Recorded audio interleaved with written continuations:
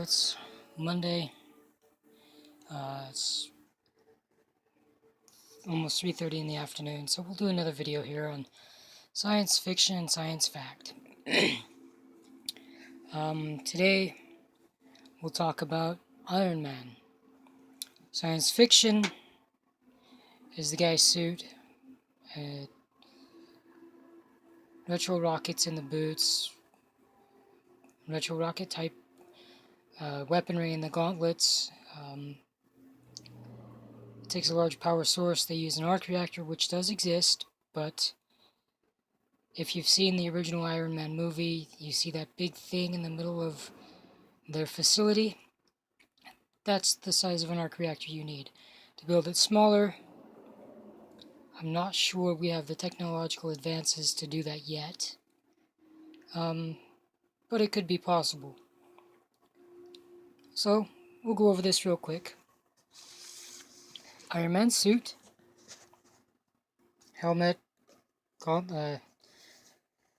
pauldrons, forearms, biceps, triceps, gauntlets, gloves, greaves, boots, main body armor. Centerpiece here is where he keeps his arc reactor.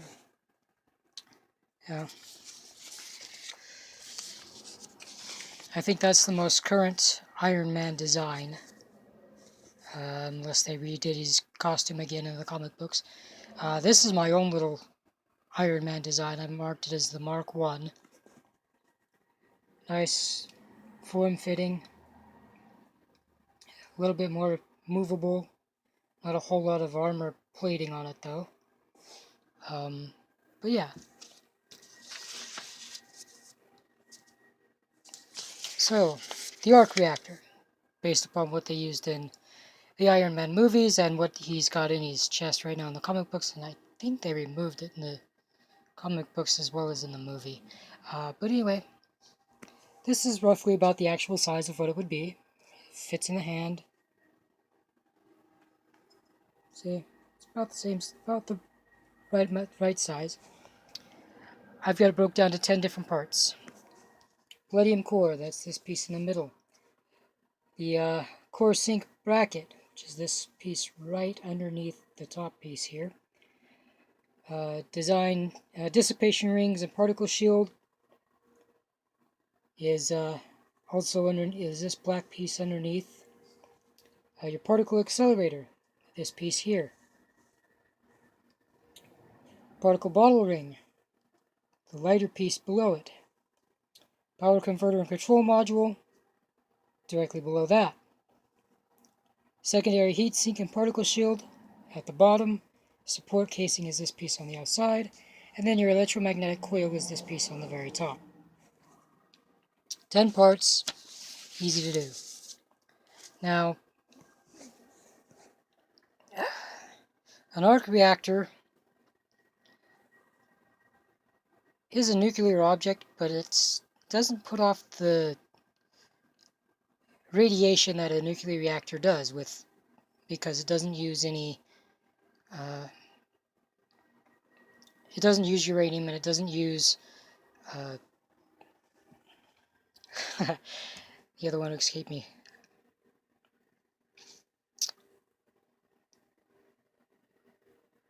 That'll probably come to me later. It starts with a P, I know that much. I remember that much. But anyway, it doesn't use those, so it doesn't put off negative radiation.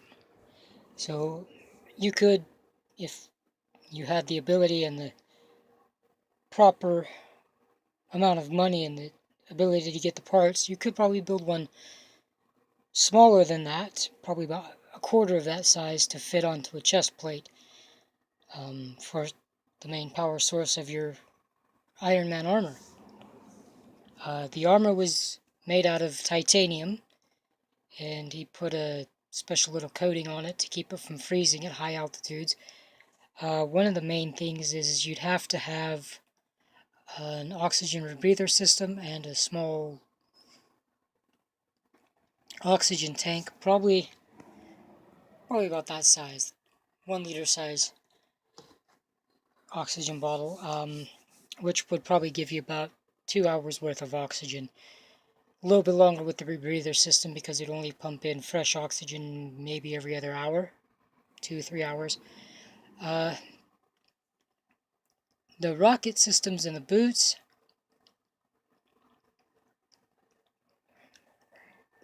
they're basically like an ion engine. There's no rocket fuel in there. It's all exerted power from the arc reactor. Same with the gauntlets, the blasters in the palm of the gauntlets. Um, in a couple of the comic books, I remember seeing him, and I think even in the animated series that he's been in, I think it was a Spider-Man, and he was, I believe, also in X-Men. He was able to shoot a laser energy blast from his chest. Uh, you could probably do that, but it would take some more equipment, a lot of quartz lensing and electrical systems. The suit itself, just the titanium, would weigh about 40 pounds, depending on your size, how tall and how big you are. Um, and then you'd probably need about 20 pounds of wiring, and then another 50 pounds worth of equipment to use the rocket systems and the energy blaster systems. And then it depends on what other weaponry you put into it. You got all the electrical systems in the mask and the helmet for your heads-up display, your communications, and all that stuff. All in all, your suit will probably weigh about 300 pounds. So you'll probably be adding endoskeleton pieces to it. So it'd be an exoskeleton for you, but it's inside the armor. So you probably have to add that to compensate for the extra 200 pounds worth of weight that you'd be wearing. But if you had probably $40 billion, you could build it, make it fit, and run proper. It'd probably take you about 20 years to require everything and put it all together. But you could probably do it. All of the stuff used in the scientific theory of Iron Man does exist. The only science fiction portion of it is it actually working at this point.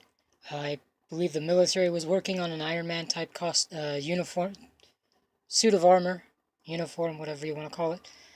I